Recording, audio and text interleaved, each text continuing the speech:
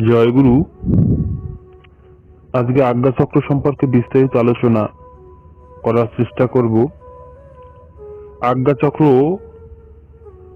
অতীব গুরুত্বপূর্ণ একটি চক্র, যার আলোচনা বৃহৎ থেকেও বৃহৎ এবং খুব নিখুঁতভাবে শ্রবণ না করলে কিছু বোঝা যাবে না। তাই আমি যত সংক্ষেপে পারা যায় আলোচনা করার চেষ্টা করব এবং খুব মনোযোগ সহকারে সবাই শ্রবণ করলে আশা করি অনেক কিছু উপলব্ধি করতে পারবেন সবাই। বিশুদ্ধ চক্রের ঊর্ধ্বে হলো আজ্ঞা চক্র। দুই ভুরুর মধ্যখানে এই আজ্ঞা চক্রটা রয়েছে। এই চক্রে পৌঁছতে পারলে গুরুর আজ্ঞা মেলে। গুরুকে শিবই হলো পরম গুরু, অর্থাৎ শিব কি আগে সেটা বুঝতে হবে। সনাতন ধর্মাবলম্বী একটা মূর্তি অনেকে দেখে, যার ডান পাশে একটা অর্ধচন্দ্র আছে, বাঘের ছাল পরা। ওটা বাহ্যিক জগতের শিব, কিন্তু শিব বলতে যেটাকে বোঝায় অচেতন কোন বস্তুকে বলা হয় সব, এবং সেটা যখন চেতন হয় তখন হয় শিব।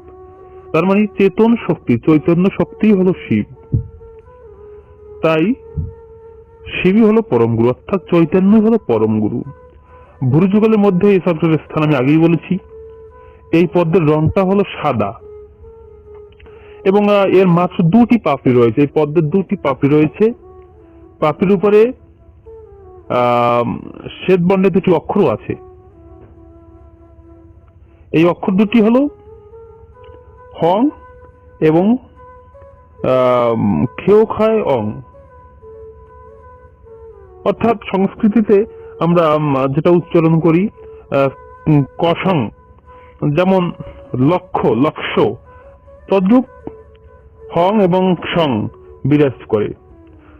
মূলধার হতে আজ্ঞা পর্যন্ত যে 6টি পদ্ম বর্ণিত, তাদের পাপড়ির সংখ্যা 50টি এবং বর্ণও ছিল 50টি। দেহে যে শক্তির প্রকাশ হয়, মানসে তা ভেসে ওঠে। আজ্ঞা চক্রকে সেজন্য বলা হয় মানস চক্র। অর্থাৎ যত কিছু আপনি চিন্তা করবেন সকল কিন্তু আজ্ঞা চক্রে, অর্থাৎ চোখ বন্ধ করলে দুই ভুরুর মধ্যখানে সেই জিনিসটা ভেসে ওঠে। এই জন্য এই চক্রকে বলা হয় মানস চক্র। এখানকার বীজ মন্ত্র হলো ওম। এখানে হংসরূপী পরম শিব বাস করেন এবং শক্তি আছে। শক্তিটার নাম হলো হাকিনী দেবী। প্রত্যেকটা, আমি পূর্বে যত চক্র সম্পর্কে আলোচনা করেছি আপনারা অবশ্যই শুনেছেন, প্রত্যেক চক্রে ভিন্ন ভিন্ন শক্তির দেবী রয়েছে। তা এই আজ্ঞা চক্রে শক্তি হলো হাকিনী শক্তি। তার বর্ণ হলো শ্বেত বর্ণটা সাদা। পদ্মের ভিতর কেন্দ্রে যোনিরূপ একটি অধোমুখী ত্রিভুজ রয়েছে এবং তার মধ্যে ইতরলিঙ্গরূপী শিবের বিরাজ। এগুলো আপনারা ব্যক্তিগতভাবে মন অন্তরে অনুধাবন করবেন। আমি যে বর্ণনাগুলো দিচ্ছি সেগুলো যখন মন্তরে সাজাবেন তখন ভালো বোধগম্য হবে। মূলাধার থেকে আজ্ঞা পর্যন্ত 6টি চক্রের মধ্যবর্তী অঞ্চলে 3টি শিবলিঙ্গ এবং সাথে সাথে তাদের মায়া শক্তিও বর্তমান থাকেন। সেগুলো কোথায়? মূলাধারে স্বয়ম্ভু লিঙ্গ, অনাহাতে বাংলিঙ্গ এবং আজ্ঞা চক্রে আছে ইতর লিঙ্গ। এই মূলাধার থেকে আজ্ঞা পর্যন্ত এই 3টি লিঙ্গ রয়েছে। আমি আবার বলছি, আপনার মূলাধারে স্বয়ম্ভু লিঙ্গ, অনাহতে বাম লিঙ্গ এবং আজ্ঞা চক্রে ইতর লিঙ্গ। এই অঞ্চলগুলি আবার বিশেষ বিশেষ ক্ষেত্রের নামে পরিচিত। এই ক্ষেত্রগুলির উপরেই শত রজ তম, অর্থাৎ ব্রহ্ম বিষ্ণু শিব, এদেরও আধিপত্য বা বিকাশ। মূলাধার এবং স্বাধিষ্ঠান অঞ্চলের মধ্যবর্তী অংশকে বলা হয় অগ্নিখণ্ড এবং এর উপরেই আছে ব্রহ্মগ্রন্থি। আমরা জানি মূলাধার পৃথিবী তত্ত্বের, স্বাধিষ্ঠান জল তত্ত্বের এবং মণিপুর অগ্নিতত্ত্বের বা তেজ তত্ত্বের ক্ষেত্র। পার্থিব যত কিছু ভোগ, বাসনা, আনন্দ, দুঃখ, চাওয়া, তা নির্ভর করে কিন্তু আমাদের পৃথিবী তত্ত্বের উপর, অর্থাৎ মূলাধার চক্রের উপরে। পৃথিবী তত্ত্ব, জল তত্ত্ব এবং তেজ তত্ত্ব অর্থাৎ সূর্যের উপরে এই 3 ভূতের সম্মিলিত পরিমণ্ডলে জাগতিক সব কিছুই হতে থাকে। সৃষ্টির সকল কিছুই এদের অন্তর্গত। তাই এই অঞ্চলের শক্তি প্রবাহকে চালিত ও বিভ্রান্ত করার জন্য যে গাঁট রয়েছে তার নাম হলো ব্রহ্মগ্রন্থি। আপনারা খুব ভালোভাবে শ্রবণ করবেন। দেব ব্রহ্মার রূপক কল্পনা এই তত্ত্বের উপর প্রতিষ্ঠিত। মণিপুরই হলো তেজ। তা মণিপুর এবং অনাহতের মধ্যবর্তী অঞ্চলের নাম সূর্যখণ্ড। আমি কিন্তু এই প্রত্যেকটা পদের আগে বিবরণ দিয়েছি। তা মণিপুর এবং অনাহতের মধ্যবর্তী যে স্থানটা, অর্থাৎ মণিপুর হলো নাভি, অনাহত হলো বক্ষ, এর মধ্যবর্তী স্থানটাকে সূর্যখণ্ড বলা হয়। এই সূর্যখণ্ড এবং তার উপরে যে গাঁট বা গ্রন্থি আছে তার নাম হলো বিষ্ণু গ্রন্থি। বিষ্ণু গ্রন্থি কোথায় আপনি অবশ্যই বুঝতে পারছেন। এরপরে বিশুদ্ধ এবং আজ্ঞাচক্রের মধ্যবর্তী অঞ্চলকে বলা হয় চন্দ্রখণ্ড, এবং এই এই চন্দ্রখণ্ডর একটু উপরের দিকে অবস্থিত হলো এই আমাদের দ্বিদল পদ্ম। এর উপরে রয়েছে রুদ্র গ্রন্থি।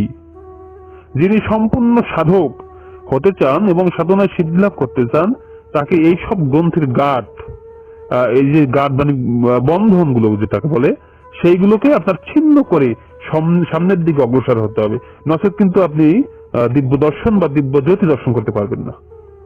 আমাদের ত্রিগুণাত্মিকা শক্তি শতরজতম যতদিন বহির্মুখী শক্তি বিকাশ করেন ততদিন কিন্তু জীব আধ্যাত্মিক তত্ত্ব হৃদয়ঙ্গম করতে পারে না। প্রশ্ন জাগবে, আমাদের মুক্তির অন্তরায় কি কি? সঞ্চিত, প্রারব্ধ এবং ভবিষ্যৎ, এই তিন কর্মসংস্কার বা বাসনা বীজি মুক্তির অন্তরায়। সূক্ষ্ম দর্শনে এরাই সত্য, রজ এবং তম গুণ রূপে পরিচিত। এগুলি ব্রহ্মগ্রন্থি, বিষ্ণু গ্রন্থি এবং রুদ্র গ্রন্থি বা শিব গ্রন্থি নামেই পরিচিত। কুলকুণ্ডলিনী পূর্ণ জাগরণে যখন উজ্জ্বল জ্যোতি প্রবাহ সমস্ত দেহে ব্যাপ্ত হয় তখনই এই সব গ্রন্থি মোচন হয়, খুলে যায়। এগুলো শুনে উপলব্ধি করা যাবে না। যখন ব্যক্তিগত দেহে এটা উন্মোচন হয়ে যাবে তখন উপলব্ধি করা যাবে। এক একটি গ্রন্থি ছিন্ন করেন দেহ মধ্যস্থ মহাশক্তি, যাকে মাতৃসাধকগণ মা বলে ডাকেন, এবং যিনি আমাদের এই কুলকুণ্ডলিনীর শক্তি, তিনি শ্রী শ্রী চণ্ডীর চণ্ডিকা মূর্তি। এই শক্তি দ্বারা সর্বপ্রথম মধুকৈটব বা ব্রহ্মগ্রন্থি ভেদ, দ্বিতীয় মহিষাসুর বধ বা বিষ্ণু গ্রন্থি ভেদ, তৃতীয়ত শুম্ভবধ বা রুদ্র গ্রন্থি ভেদ। এই যে মা চণ্ডী যে বসুগুলো বধ করেছে, এগুলো দেহের মধ্যে এই গ্রন্থিগুলো কি কল্পনা করা যায়? পুরাণে অনেকের অবিশ্বাস থাকতে পারে, কিন্তু দেহের এই যে গ্রন্থিগুলোকে এই জন্য মহিষাসুর, শম্ভুবধ বা এই যে মধুকৈটব এগুলোকে কল্পনা করতে পারেন। তাহলে পুরাণের সাথে নিজের দেহটাকে মিলে যাবে।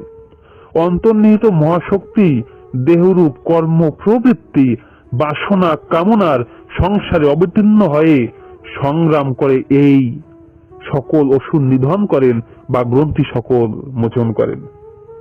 এসবেরই বিস্তারিত বিবরণ রূপকের আদলে শ্রী চণ্ডী লেখা। প্রথম গ্রন্থি অর্থাৎ ব্রহ্মগ্রন্থি ভেদ করতে পারলে সৃষ্টির মায়া জগৎ থেকে মনকে অন্তর্মুখী করে এগিয়ে চলার ইচ্ছা জাগে, কিন্তু তখনও ইচ্ছা বা বাসনা প্রশমিত হয় না। জীবন এগিয়ে চলে, সাফল্যের পর সাফল্য আসে। সঞ্চিত সংস্কার রাশি জীবনকে রূপান্তরিত করতে অগ্রসর হলেও কুহকিনীর মায়া প্রভাব সৃষ্টি করে, বাধা দেয়।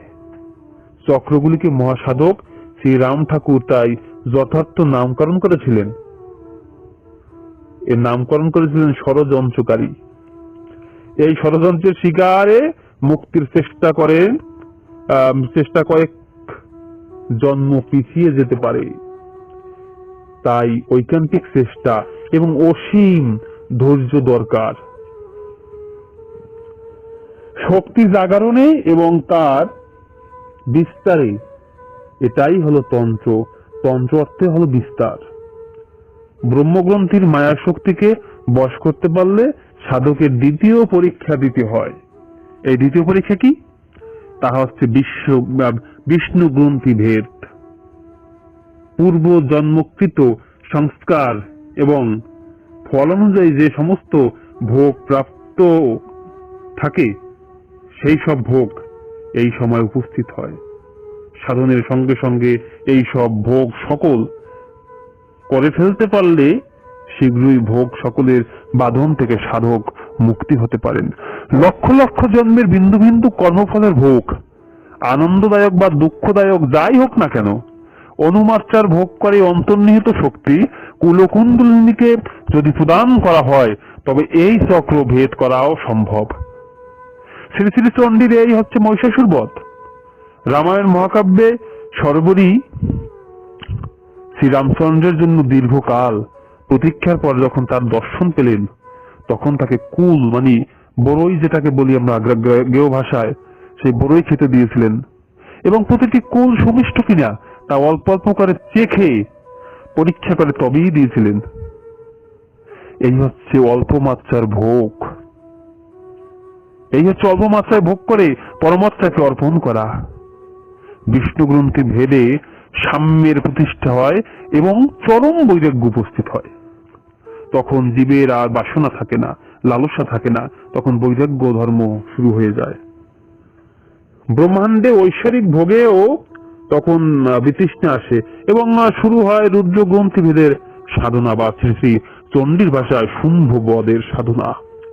রুদ্রগ্রন্থি অর্থাৎ শিবের সংহার লীলা, সবকিছু প্রাপ্তি, বিভূতি, আনন্দ উপভোগ বা এক কথায় জীবাত্মার সমস্ত সংস্কার পুষ্ট প্রারব্ধ ভোগের অবসান হয়। এই অবস্থায় জীব নেই, জীবত্ব নেই, কোন তত্ত্ব নেই, আত্মা পরমাত্মার ভেদাভেদ নেই, শুধু ব্রহ্ম সত্য, জগৎ মিথ্যা। এই হয় যেটা আদি শঙ্করাচার্যের ভাষ্য ছিল। আজ্ঞা চক্রের ঊর্ধ্বে দুটি ক্ষুদ্র চক্র রয়েছে, একটি সরদল বিশিষ্ট মানস চক্র। এই চক্র শব্দ জ্ঞান, শব্দ স্পর্শ জ্ঞান, রূপ জ্ঞান, ঘ্রাণ উপলব্ধির জ্ঞান, রসব ভোগ এবং স্বপ্নের ভূমি অর্থাৎ পঞ্চ জ্ঞানেন্দ্রিয় এখানে থেকেই আজ্ঞা প্রদান করেন। অপর চক্রটিতে 16টি পাপড়িও আছে রয়েছে। এগুলো পরের কথা, এগুলো পরে আলোচনা করা যাবে, কিন্তু আজকে আজ্ঞা চক্র সম্পর্কে আলোচনা যেটুকুন দরকার ছিল করলাম। এই চক্র দুটি অক্ষর বিশিষ্ট, আমি আগেই বলেছি।